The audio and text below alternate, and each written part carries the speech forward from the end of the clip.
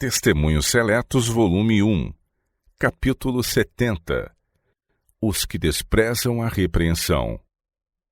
O apóstolo Paulo declara positivamente que a experiência dos israelitas em suas viagens foi registrada para benefício dos que vivem nesta época da história do mundo, aqueles para quem são chegados os fins dos tempos.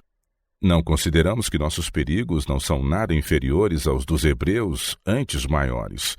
Haverá tentações para ciúmes e murmurações, e haverá franca rebelião, tais como se acham registrados acerca do antigo Israel. Sempre haverá o espírito de insurgir-se contra a reprovação de pecados e ofensas. Silenciará, porém, a voz da repreensão por causa disto? Se assim for, não nos encontramos em melhores condições do que as várias denominações de nossa terra, as quais temem tocar nos erros e nos pecados dominantes entre o povo. Aqueles que Deus separou como pregadores da justiça têm sobre si solenes responsabilidades quanto a reprovar os pecados do povo. Paulo ordenou a Tito: fala disto e exorta e repreende com toda a autoridade. Ninguém te despreze. Tito 2, verso 15. Sempre há pessoas que desprezam aquele que ousa reprovar o pecado. Ocasiões há, porém, em que é preciso repreender. Paulo instrui Tito a repreender incisivamente certa classe para que sejam sãos na fé. Homens e mulheres que, com suas várias organizações, são reunidos na qualidade de uma igreja, têm suas peculiaridades e seus defeitos. Quando estes se desenvolvem, exigem reprovação. Se os que ocupam posições importantes nunca reprovassem, nunca repreendessem, manifestar-se-ia em breve uma condição desmoralizada, o que desonraria grandemente a Deus. Como, porém, se fará a reprovação? Responda o apóstolo, com toda a longanimidade e doutrina. 2 Timóteo, capítulo 4, verso 2. Os princípios devem ser de maneira impressiva apresentados àquele que necessita repreensão, mas nunca se devem passar por alto, indiferentemente, os erros do povo de Deus. Haverá homens e mulheres que desprezam a repreensão e cujos sentimentos sempre se insurgirão contra ela. Não é agradável que alguém nos mostre nossos erros. Em quase todo o caso em que se faz necessária a reprovação, haverá alguns que deixarão de considerar que o Espírito do Senhor foi ofendido, sua causa vituperada. Esses se condoerão dos que mereceram a censura por haverem sido magoados sentimentos pessoais. Toda essa não santificada compaixão torna os que a manifestam participantes da culpa da pessoa reprovada. Em 9 casos de 10, fosse o que sofreu a repreensão deixado sob o senso de suas culpas, haveria sido ajudado a vê-las, sendo assim reformado. Mas os que de forma intrometida e profana se condoem, dão aos motivos do reprovador uma significação totalmente errônea, bem como a natureza da repreensão, e assim se doendo pelo que foi repreendido, o levam a achar que foi realmente maltratado, e seus sentimentos se insurgem em rebelião contra uma pessoa que simplesmente cumpriu seu dever. Os que com fidelidade se desempenham de seus penosos deveres, sob o senso da responsabilidade para com Deus, hão de receber-lhe a bênção. Deus requer que seus servos sejam sempre zelosos em fazer sua vontade. Na recomendação do apóstolo a Timóteo, exorta-o: pregues a palavra, instes a tempo e fora de tempo, redargue-as, repreendas, exortes com toda a longanimidade e doutrina. 2 Timóteo 4, verso 2. Os hebreus não estavam dispostos a submeterem-se às direções e restrições do Senhor. Queriam simplesmente os próprios caminhos, seguir a direção do próprio entendimento e ser controlados por seu próprio juízo. Pudessem eles ter sido deixados na liberdade de assim fazer, não teria havido queixas contra Moisés, mas ficavam desassossegados sob restrição. Unidade na ação e no modo de julgar.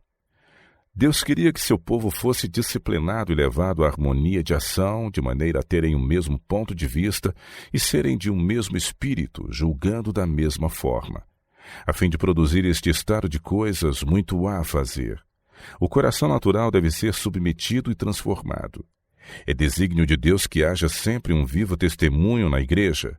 Será necessário reprovar e exortar, e alguns precisarão de ser incisivamente repreendidos segundo o caso exigir. Ouvimos a alegação: "Oh, eu sou tão sensível, não posso suportar a mínima repreensão." Exprimissem essas pessoas devidamente o caso e diriam: "Sou tão voluntarioso, tão presunçoso, de espírito tão orgulhoso, que ninguém me ditará o que devo fazer, ninguém me censurará. Reclamo o direito do juízo individual, tenho o direito de crer e falar como me aprouver. Não é vontade do Senhor que abdiquemos de nossa individualidade. Mas que homem é juiz competente no limite até onde deva ser levada essa independência individual?" Pedro exorta seus irmãos: "Semelhantemente vós, mancebos, sede sujeitos aos anciãos, e sede todos sujeitos uns aos outros, e revesti-vos de humildade, porque Deus resiste aos soberbos, mas dá graça aos humildes." 1 Pedro 5, verso 5. Também o apóstolo Paulo exorta os irmãos filipenses à unidade e humildade. Portanto, se há algum conforto em Cristo, se há alguma consolação de amor, se há alguma comunhão no Espírito, se há alguns entranháveis afetos e compaixões, completai o meu gozo para que sintais o mesmo, tendo o mesmo amor, o mesmo ânimo, sentindo uma mesma coisa. Nada façais por contenda ou por vanglória, mas por humildade. Cada um considere os outros superiores a si mesmo. Não atente cada um para o que é propriamente seu, mas cada qual também para o que é dos outros. De sorte que haja em vós o mesmo sentimento que houve também em Cristo Jesus. Filipenses 2, de 1 a 5. E outra vez Paulo exorta os irmãos: "O amor não seja fingido. Aborrecei o mal e apegai-vos ao bem. Amai-vos cordialmente uns aos outros com amor fraternal, preferindo-vos em honra uns aos outros." Romanos 12, versos 9 e 10. Escrevendo aos Efésios, diz ele: "Sujeitando-vos uns aos outros no temor de Deus." Efésios 5, 21. A história dos israelitas apresenta-nos o grande perigo do engano. Muitos não têm o senso da pecaminosidade da própria natureza, nem da graça do perdão. Acham-se nas trevas da natureza, sujeitos às tentações e a grande engano. Estão longe de Deus. Têm, no entanto, grande satisfação em sua vida, quando a conduta que seguem é aborrecível ao Senhor. Esta classe estará sempre em guerra com a direção do Espírito do Senhor, especialmente com a repreensão. Não querem ser perturbados. Sentem acidentalmente temores egoístas e bons propósitos, e por vezes pensamentos e convicções ansiosos. Não têm, no entanto, profundidade de experiência, porque não se acham firmados na rocha eterna. Esta classe nunca vê a necessidade do testemunho positivo. O pecado não lhes parece tão excessivamente pecaminoso pela própria razão de não estarem andando na luz como Cristo na luz está. Existe ainda outra classe que tem tido grande luz e convicções especiais, e uma genuína experiência na operação do Espírito de Deus, mas as múltiplas tentações de Satanás os têm vencido. Não apreciam a luz que Deus lhes tem dado. Não dão ouvidos às advertências e reprovações do Espírito de Deus. Acham-se sob condenação. Esses estarão sempre em desarmonia com o testemunho direto, porque o mesmo os condena.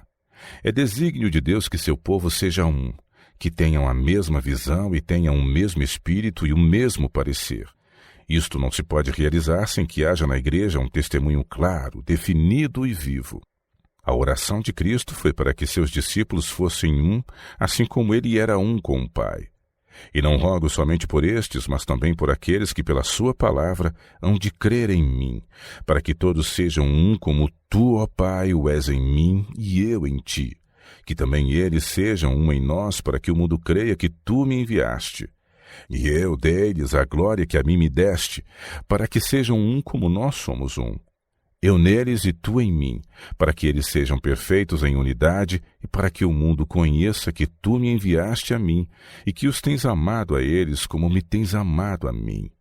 João capítulo 17, versos de 20 a 23.